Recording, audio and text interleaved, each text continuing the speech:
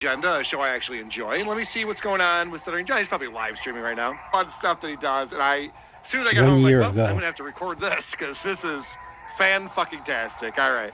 There's a lot going on. I'll pause it a few times, but let's see what he's saying. But Kev, see, here's the problem. You just wrote that to me. I should point out, Kevin Brennan called John an over-the-top buffoon when he was explaining that we're the odd couple. He's like, you got Carl who's like organized, and then you got John just like an over-the-top buffoon.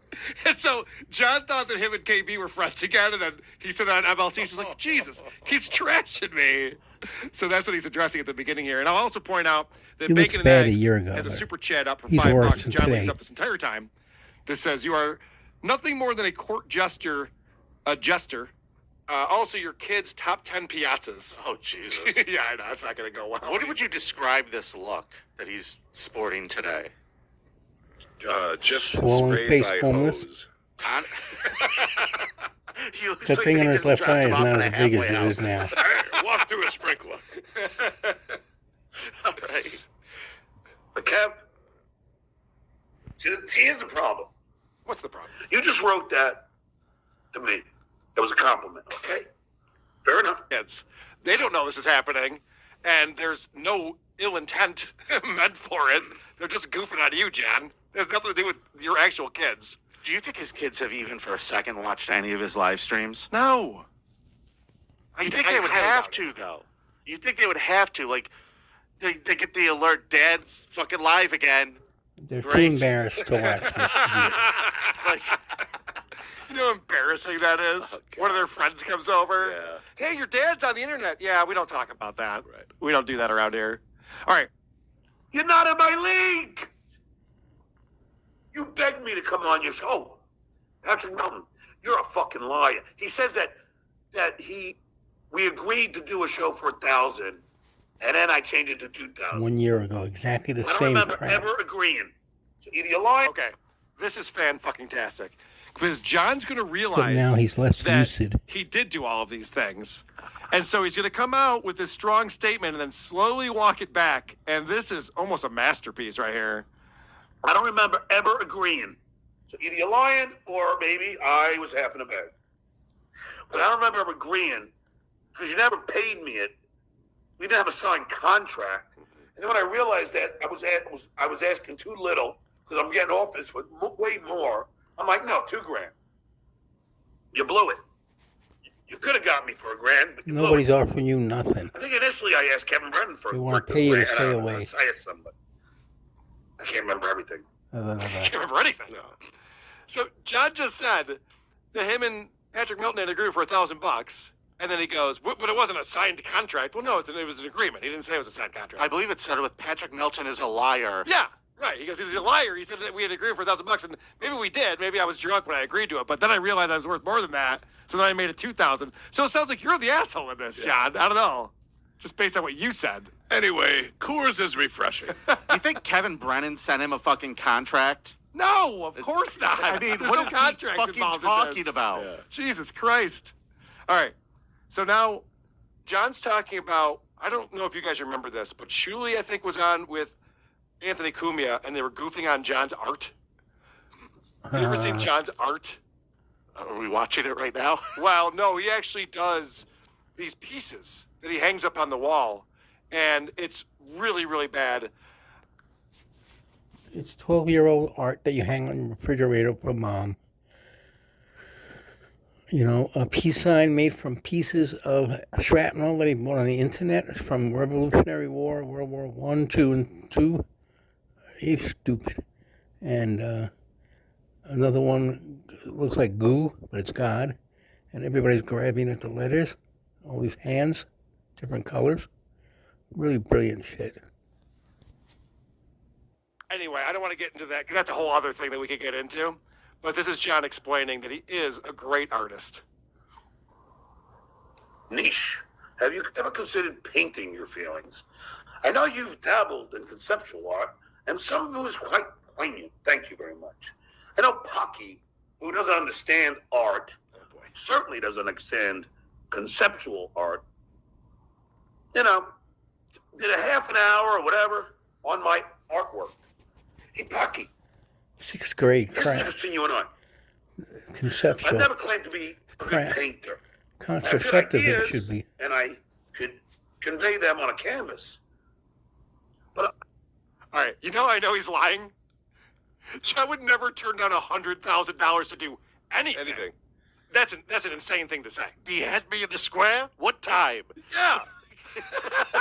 This is the thing. It's like $100,000. You can go on there and debate him. You can turn it into anything you want. You don't have to say like, but I, then people are going to think I'm racist because I'm there. Well, he wouldn't turn down Anyway, $100. it doesn't make any fucking sense. So he's obviously lying, and he's been on that show. I think he said he was on that show 10 times, and now all of a sudden he won't go on that show for $100,000.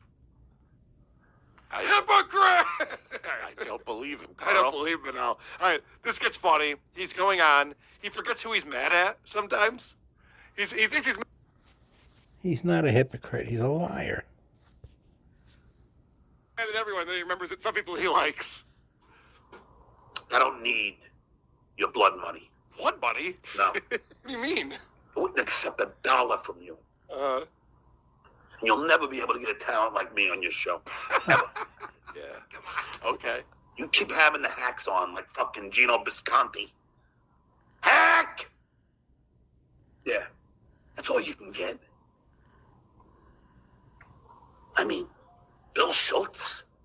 What's his claim to fame? He banged Kaylee McEnany? Nobody knows who she is anymore. But I don't have a problem with Bill. Oh, sorry, Bill.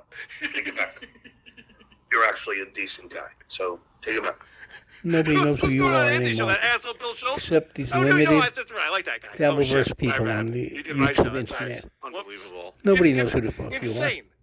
He forgets who Who he's cares? mad at. He's claiming that going on Anthony Cumia's show proves that you are obviously. Oh, good. Missy B is here watching this. Oh, hi, Missy. Because Missy B, you know that John was begging Anthony to be on his show. You hung out with him at Ant's house playing cards in the basement. And now all of a sudden he's claiming that he would never even be seen with Anthony Cumia, not for $100,000.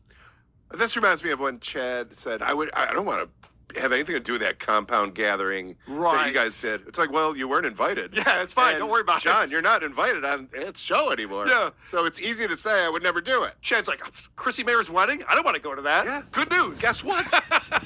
No one wants you there. Yeah. Fucking moron. Oh, yeah. Missy Be Good on Twitch. Yes.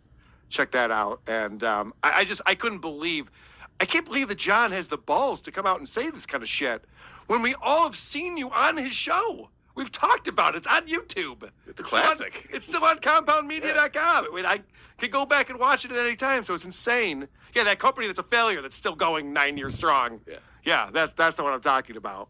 Now, you'll notice that there's a super chat up here from Nasty Al. Nasty Al is the guy, of course, who yelled Kumia Country to Chad Zumach down in Florida. And he writes, famous, talented, funny, educated, and begging for $2 super chats. That's a sad life. Actually, embarrassing. Bottom of the barrel. Again, it's unbelievable. I don't know if John is a teacher in middle school or a student. It's hard to tell. Is he doing that Adam Sandler or Billy Madison thing where he has to go back to school and graduate all over again? Is that why he's going to school every day? Holy shit, John. That's insane. All right. So now he's complaining about the fact that, and when I texted to Vinny the lawyer and Shuey, Vinny was in there talking about how he had seen information about where John lives and asking me about where I live and whatever. He obviously had already known what was going on. So I just responded and said, John and I are walking distance from each other's houses in Florida.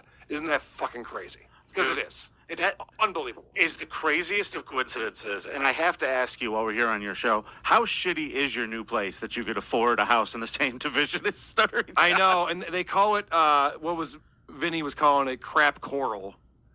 So anyway, all I was doing was texting who I thought were my friends and saying, I know, isn't this fucking crazy? I didn't realize that Vince was going to use that for Reddit clout and post a screen grab of that on Reddit. And of course, John got very annoyed with me for doing that. I remember everything. This is how the conversation went down with Cal. All right. El Horrible is also in this group chat. I'm sorry, I didn't know if you wanted to be brought up with these assholes or not. But yes, El Harible is the third person in this, or fourth person, I guess, in this group text that we're doing. I called him, and we're on the phone, and I go, Carl, I know you said that you bought a house in Florida on the air, so I'm not doxing. And I go, I'll tell you what, I'll tell you if you tell me, but let's promise. And then he said, you show me yours, and I'll show you mine. And I went, all right. But don't share this on the internet with anyone. That will keep this between us. This is a fact. And if he denies this, he's a liar. I said, if we promise that we will not tell it to anybody, what does he do? Okay, John. So I go, where'd you buy it? He tells me. And I laugh. And I go, that's where I bought it. He goes, get out of here. What part? And I told him part. He goes, you've got to be fucking kidding me. And he tells me what road he's on. I go, dude, that's around the block from me. We had a great laugh. I mean, what are the odds, Cal? Even if, look, I don't know if you have cats, but if you do, and you ever need someone to feed, and, provide them with water and change the litter box, I'm your guy. Because I know he doesn't have any friends down there yet. Now he made the offer. First off, what do you mean I don't have any friends down there yet? You don't know that. And secondly, what a weird thing to offer. I don't have cats. If you did have cats, he would do this for me. Like, okay, who even brought up a cat? I think he's setting you up right now. I think what he's doing here is he's setting you up with some reverse psychology because he has cats. Oh, holy shit. Vinny's later he planning can his things. say, Like, I would have done it everything for you, I Carl. did for you. Can you just come over In his twice a mind, day? he took care of your Yeah, cats exactly already. correct. He's planted Didn't his just offer. Good call, Vinny. I was trying to figure that out. Like, why is he bringing up cats? All right.